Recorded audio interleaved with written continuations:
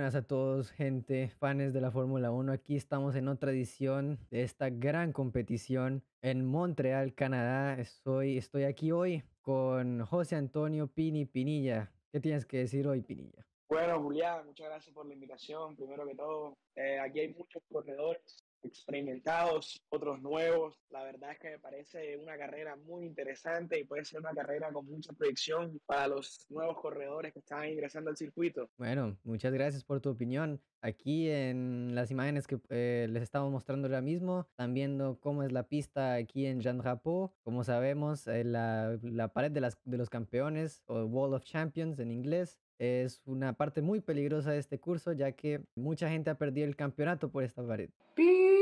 4.3 км писта ни чака и 5 състезатели ще се борят. Изпитите са изгасени. Макс Верстапен започва по-добре от Фернандо Алонсо. Луис Хамилтън също се измъква бързо и Хамилтън вече е наравно с Карлос Сайнц. Сайнц има вътрешната линия. Алонсо остава на второ място, след това Сайнц, след това Хамилтън, Магнусън. Около вътрешната линия на него е Мик Шумахър. Задният иска на Алпинът на Естебан Окон. Джош 44-то обиколка сме. Макс Верстапен излиза от бокса. Дали ще изпревари Луис Хамилтън?